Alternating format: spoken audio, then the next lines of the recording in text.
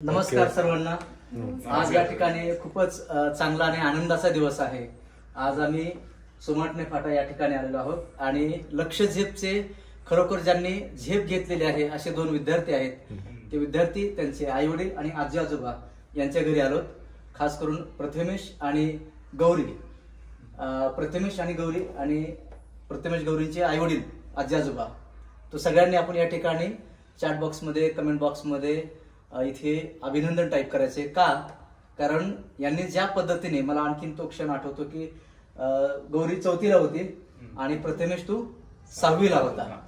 म्हणजे ही किती वर्षापूर्वीची गोष्ट असेल सर? तुम्ही थोडं सांगा की कसा प्रवास, कशा पद्धतीने मुलं मोठी झाली, झेप घेतली सर प्लीज। सर्वात प्रथम म्हणजे आम्ही जेव्हा बालाजी सरांचं नाव ऐकलं त्यावेळेस आम्हाला दुसरीकडनं बरेच ठिकाणी पॉझिटिव्ह गोष्टी कळत होते की या सरांना फक्त एकदा भेट द्या तर तुमच्यामध्ये परिवर्तन हे 101% घडणार। आणि आज त्याची पोचपावती म्हणून आज या ठिकाणी सर येऊन माझी मुलं घडलेली आहेत, तर सरांना मी आमंत्रण दिलं आणि सर येऊन यांनी ते दाखवून दिलं की विद्यार्थी घडतात आणि घडल्यानंतर आपण म्हणतो पोचपावती त्यांना बोलवा, आणि त्यांनी साक्षात त्यांनी आज इथे येऊन त्यांनी दाखवून दिलं की विद्यार्थी कसे घडतात। आणि ते उत्तम उदाहरण म्हणजे माझ्या घरातले, आणि सरांचं मी खरंच मनापासून आभार आहे।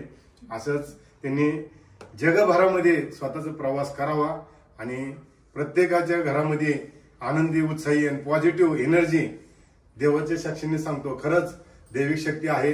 तुमचे गोल्स, तुमचे ड्रीम्स तुम्ही अचीव करू शकता, फक्त त्यावर फोकस करा आणि वाटचाल 100% तिथपर्यंत कसं नेता येईल, कसं जाता येईल, त्यासाठी तर मुलांनी हे गोष्टी अचीव करावे।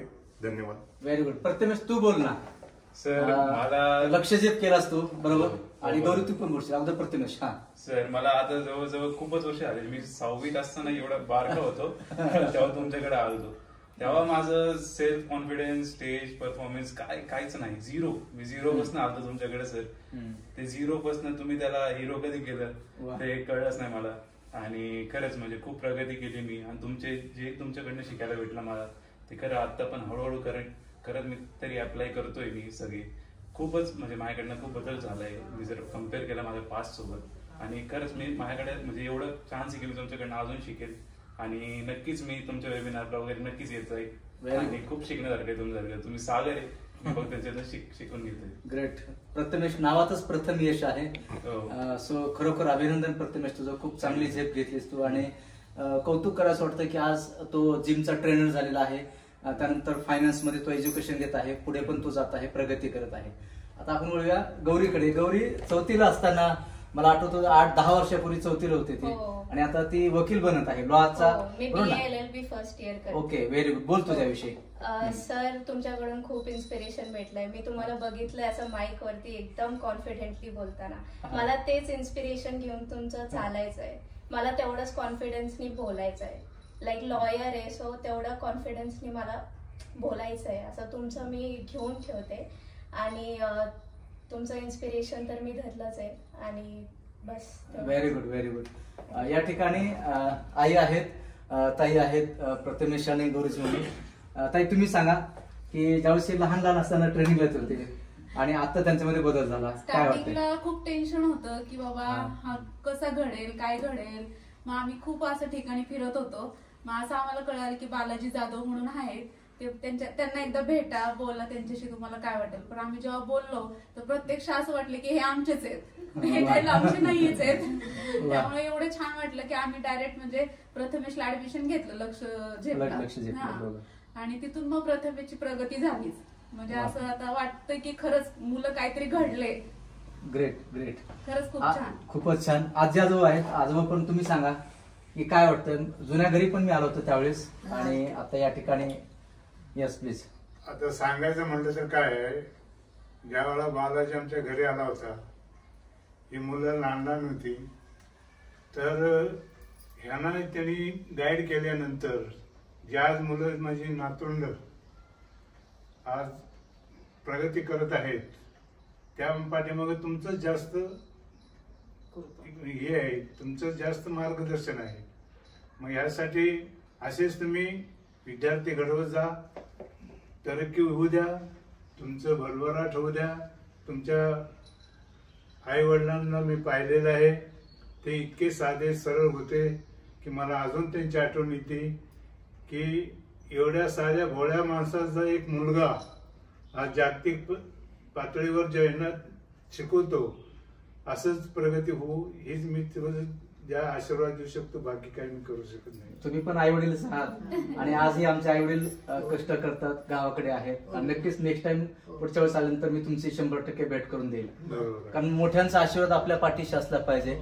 सरांच्या आई वडिलांचा आशीर्वाद असल्यामुळे सरांनी प्रगती केली आणि सरांच्या मुलांनीही प्रगती केली.